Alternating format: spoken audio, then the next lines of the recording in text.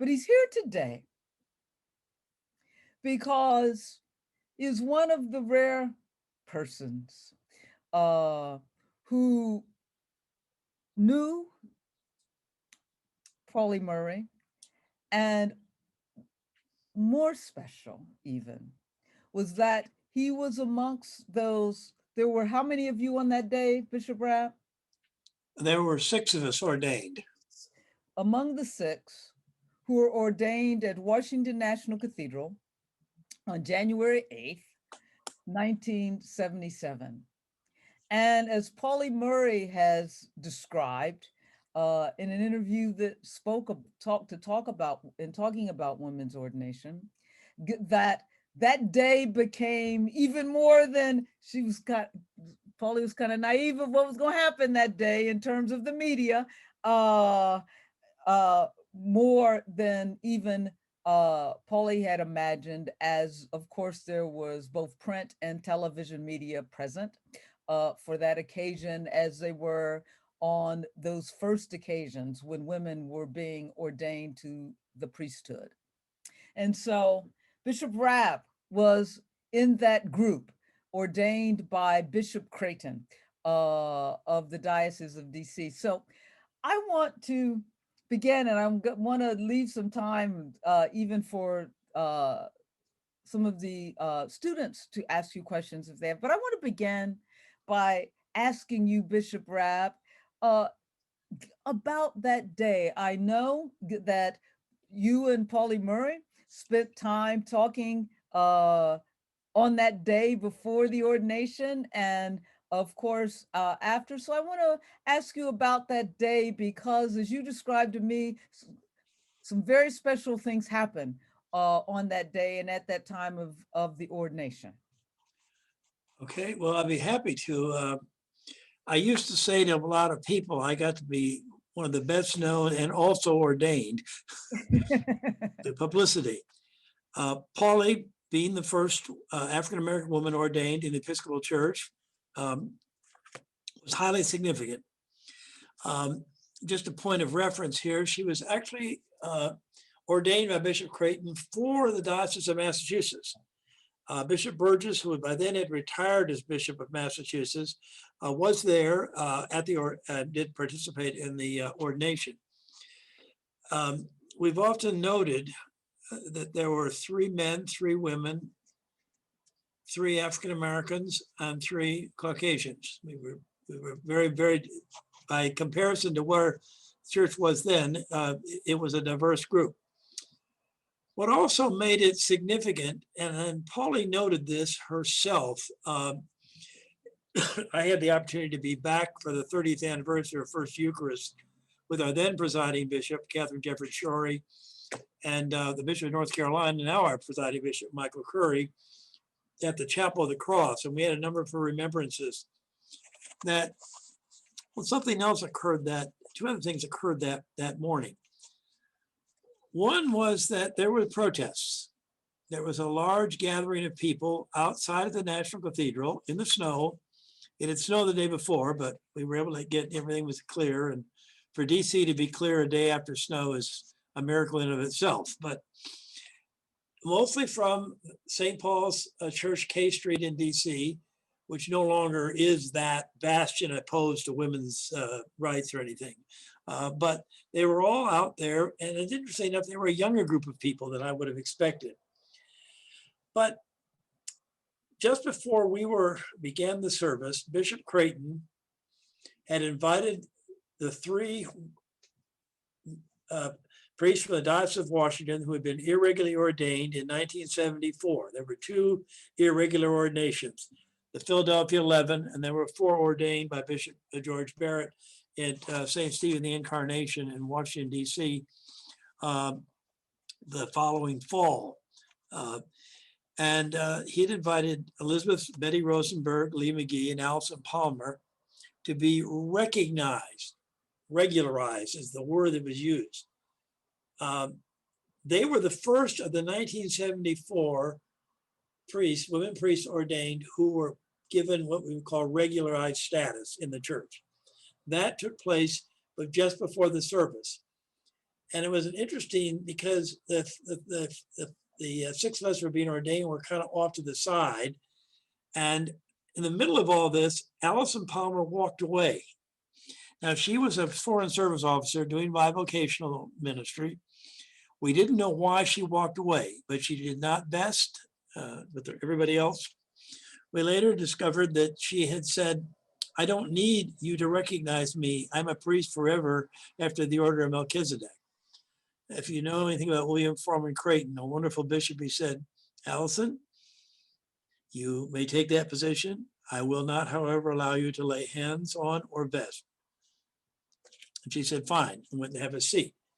So that was an interesting moment. Now, they weren't reordained. Let me just tell you what happened. The chancellor read a statement saying that their ordinations were fully valid and that their names would now be entered in the registry of the Diocese of Washington on the day of their ordination to the priesthood, not on January 8th. And that was a highly significant move. Three of us, Joel Gibson and Carol Crumley and me, we were the three transitional deacons. Elizabeth Wiesner was part of that moratorium where Bishop Creighton said, I'm not going to ordain anybody to the priesthood until I can ordain men and women together. And Rayford Ellis was a bivocational. He'd been apostle. He'd been in process since 1944. So Rayford was an interesting person, a good friend too, by the way. And he did serve as a Holy Comforter following that ordination. And so Carol and Joel and I made an appointment to go see Bishop Creighton to tell him we did not want to be ordained until the women were regularized. For reasons known but to God, I showed up and my two colleagues did not show up. And so in fear and trembling, let's say they're looking at William Foreman Creighton saying, as a very terrified transitional deacon, oh, we don't want, what do you mean we? Where are the other two? I don't know, sir. But we don't want to be ordained to the priesthood until they're regularized. I left there thinking I may have just done myself in. I got a phone call 2 days later, early in the morning. And for the first, and maybe the only time in my life I ever had him introduce himself to me as somebody other than Bishop Creighton. He said, John, Bill Creighton calling. I want you to know I'm going to regularize Betty Rosenberg, Lee McGee, and Alison Palmer before your ordination. That was a huge moment.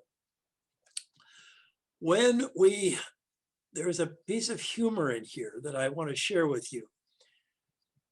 As you know, Pauli was a very petite person. And when we were doing the rehearsal, we were asked to be vested and make sure everything worked. And Pauli said, well, I can see the church isn't ready for women yet. We were in what they call the slipe. And the slipe is a funny name for the vesting sacristy at the National Cathedral. She said, there is no full-length mirror here. How can I see how I look? So she pulled the chair up, got up on the chair and stood with what mirror there was. Says, all right, I think everything's all right. And I just found that a wonderful moment. The service moved forward. And one piece of that service that, and Kelly and I have talked about this, and it's written fairly extensively in Patricia Bell Scott's book about Pauli Murray and Eleanor Roosevelt. The preacher that day was Bishop John Thomas Walker, Bishop Coadjutor. I did not know at that time, and really did not know until I read that book, of some of the things that allegedly he was saying about Pauli and sexuality. That was unknown to any of us. It didn't occur to me, and it didn't, it was not a part. Nonetheless, the service moved forward, and according to the Washington Post, there were 2,000 people in attendance at the National Cathedral, and hands were laid on all six of us. Now I'm going to take a moment of pride here, but Bishop Creighton, for reasons known to himself, went in reverse alphabetical order. And that meant he did Elizabeth Wiesner first and John Rabb second, which meant I was the first male priest ordained where women priests laid on hands. I think, well, okay, I'm honored to have that. As happened, that time Pauli was doing, remember she was 63 when she went to seminary. She was not, and too old to even get in the pension plan, which is still the case today. And she did several interesting things, but what she was doing at that time was she'd gone back down to the congregation she had served in field education at General St. Philip's, and then called Aquasco. It's Brandywine, Maryland. Now, it's now suburban Baltimore, Washington, but back then the southern part of Prince George's County, which is a majority minority county, very much a Washington, D.C. suburb now all the way through, still had remnants of old southern Maryland. So there was a large, predominantly white church, St. Paul's, and a smaller church for African Americans called St. Philip's. And she'd gone down there to help the new rector, Elmer Whitmer, get things started and build a better relationship. It's now a very, the two churches are still there, but they operate very much as a single entity. And then she worked at the Church of the Atonement in DC, and then came to Baltimore around the same time I did to go to Holy Nativity in the Park Heights, well, actually Forest Park area. It's now in Park Heights. It's the church is in a new location, but still going. So our paths crossed at a print shop. I can't remember why we were there. And she recognized each other. We chatted, and she said, let's go get a cup of coffee and we can catch up. And I said to Pauli, you know, I've got a problem. I'm down here in Arbutus, southwest of Baltimore.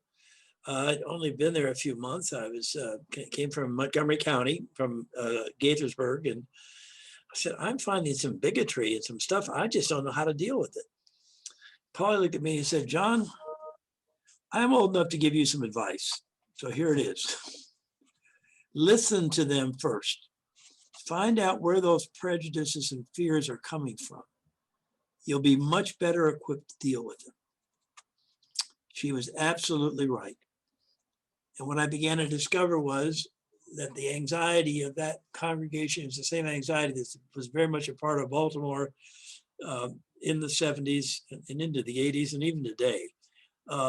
Going from an industrial city into which now predominantly education, medical, things changing, people not having much control over that, being fearful. And her advice helped me a lot, because when I left Holy Apostles in 1988 to go to Atlanta, I discovered the church had changed greatly. And I give a lot of credit to Pauli helping John Rabb not make too many mistakes. Then when her health deteriorated and she went back to Pittsburgh, I really did lose contact. There was a memorial service that was held for her at Holy Nativity that I was unable to attend because of some other, I had a funeral, as a matter of fact, and I was always saddened because I just had great respect for her. So when I look back on January 7th, 1977, and when three of us gathered in New York City at Trinity Church, Wall Street, made St. Paul's Chapel available, Carol Crumley, Joel Gibson, and I celebrated that occasion. And we're the only three that are still living.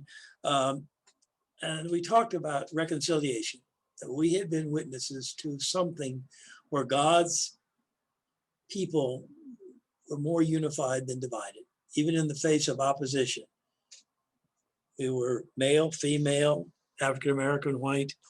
We were different ages, different experiences. And I just cherished that moment. So that's my story with Pauli. And well, I'll stop and see if there are questions or anything anyone would like to ask me. Thank you, Bishop Rabb. And one of the things that I always appreciate when you talk about Pauli Murray is indeed your encounter with Pauli Murray after your ordination, and her response to you, or Pauli's response to you, in terms of how to essentially bridge that divide and to listen to the story. And Pauli was so committed, as you just suggested, to reconciliation and finding ways in which to do that. And even what's also very telling of the story that you told of her, and when you ran into her, that Pauli never had a charge and never at a church. And in part that was because of Bishop Walker, whose diocese she was at that point canonically resident in, I think, at least had to license her to function, and never had a charge because in part by because of Bishop Walker's as you've called them, blind spots, and her age, and so time ran out for Pauli to find a charge and for the church to truly accept her. But if are there any questions that you like to put to, as Bishop Rabb said, there are only 3 people now living from that day. Well, That Betty and Lee are still alive, but they not of the 6 of us that were actually ordained that day. But, yeah. Right. We have a question in the chat, and maybe for others, it's a little hard to monitor the questions in the chat, so maybe you could raise your hand. But we do have one question, which is, could you share a little bit more about Reverend Murray's spiritual practices? Were there particular practices that sustained Reverend Murray?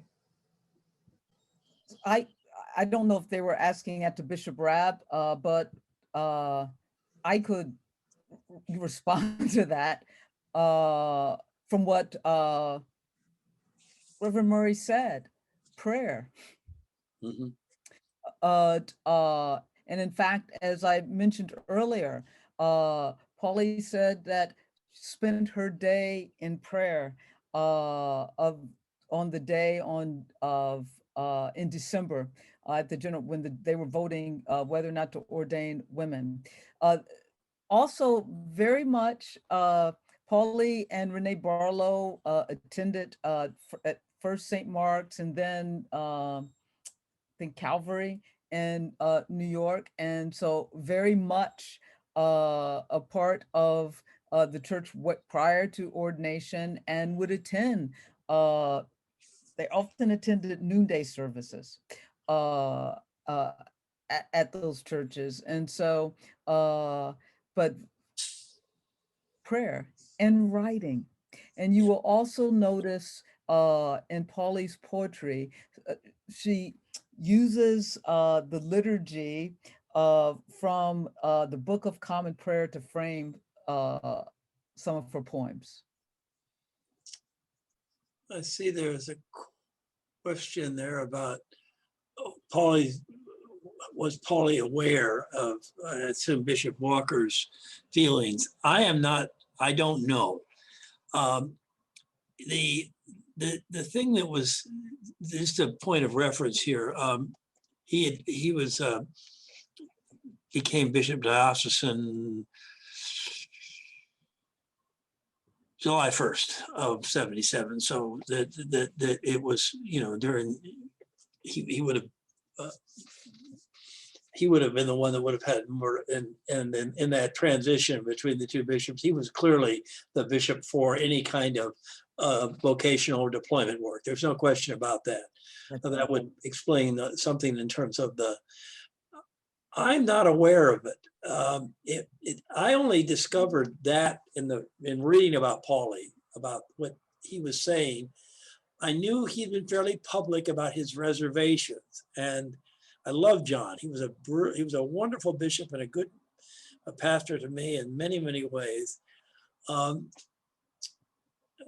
Begged me to stay in the Diocese of Washington, tried to get me to do something that I somehow didn't think was what I was called to do, but anyway, I went to Baltimore. I don't know if he was. Well, I can answer that, I think, a little bit, that Pauli was aware. And in fact, there was a letter, and it's amongst her correspondence, that for whatever reason, Pauli never sent to Bishop Walker.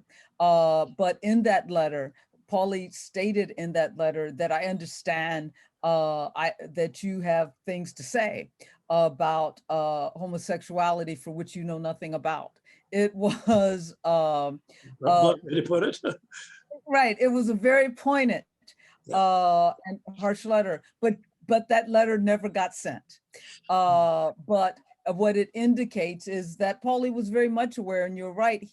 Bishop Walker was in charge of deployment and would not deploy her, which for those of you who are not within the Episcopal tradition, that is when things would come available, or not to suggest certain priest for those parishes. And he didn't do that for Pauli. And so, but Pauli was aware of it. But That's helpful to know. Now, what I'm finding out now, it saddens me, and I think this might help us understand something significant about Pauli, was that there were tensions at Holy Nativity.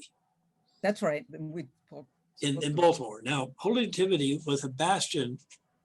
If you were asking anybody, what's going on at Holy Nativity? It's a bastion for racial justice. That's accurate. Now, the rector at the time, Richard Gerhardt, was white, but and so it goes to something that Kelly and I have talked about on some other occasions, and Pauli, were she here today, would say convergence.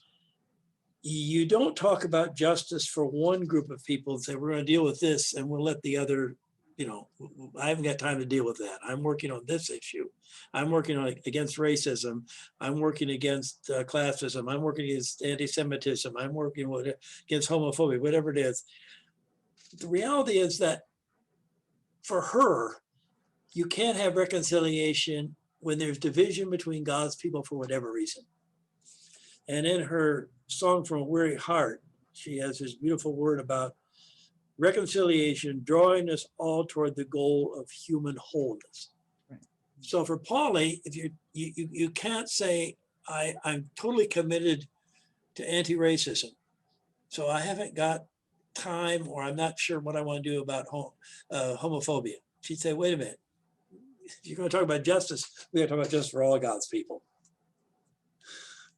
That is so right, and almost brings us to a good place for one more question, so that we can go over tomorrow. But that's so right, and in fact, she expressed that in relationship to her person, and made that argument both to Thurgood Marshall and others who didn't want to take on the battle for women's rights, and she made that argument. Yeah. To the women of now. And Pauli made that argument because Pauli said, I'm not divided. Exactly. And said to both of them, so if you only talk about women over here, or only talk about race over here, I'm still not free. And so what Pauli didn't ever articulate publicly like that was what it meant for her to be queer. But always held together these realities. And so you're perfectly right, and talked about, as we've tried to emphasize today, wholeness. And I appreciate you bringing up the word reconciliation, because that will become a word that becomes a common theme in her sermons, and this reconciliation of humanity to one another, to God, which also meant the way in which in her own person, all of whom she was had to be reconciled. So if there's one last, we do, yeah, from Lizzie. And I saw Lizzie's hand up a little bit earlier. Yep. Hi, Bishop Rabb, I would love to hear more about what it was like at that time in the Episcopal Church, where what we understand is that it wasn't necessarily clear going into the General Convention in 1976 that women's ordination would actually be approved, and that Pauli Murray didn't attend General Convention, even though she had been very active in the fight for women's ordination, because she was afraid that she would be heartbroken if she weren't there.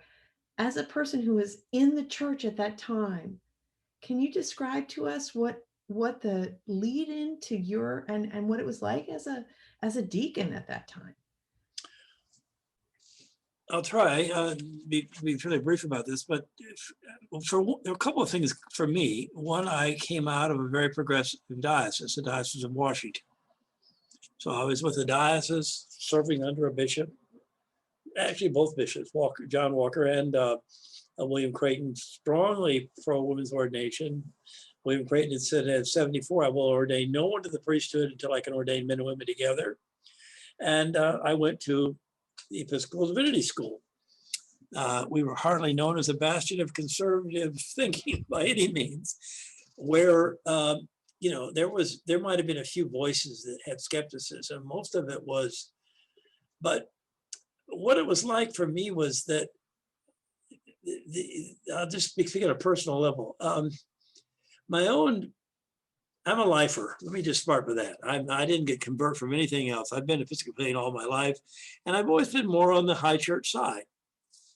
So it was difficult to hear people who from whom I would, we would share a lot in the terms of the way we like to think of liturgy and music and frankly, some aspects of theology that couldn't see women being ordained. And the reasons never made much sense to me. One, they said, well, Jesus was a male. Well, yeah, but all the apostles, oh no, they weren't all male. Mary Magdalene, who the Eastern Church fully recognizes as an apostle. And then also just, so the theological arguments were always kind of strained. And what was on my mind was, how do what's it going to be like when I function and ordain in a church? And I have to tell you this, that one of the things that even in 1976, when I was ordained deacon, 77 priest, it was a very male church. There's no question about the ordained ministry. It was male. When clergy gathered together, quite bluntly, it was a locker room, unhealthy. And so it was a tense time because there were talks of division, there were talks of churches leaving, there were talks of people doing this,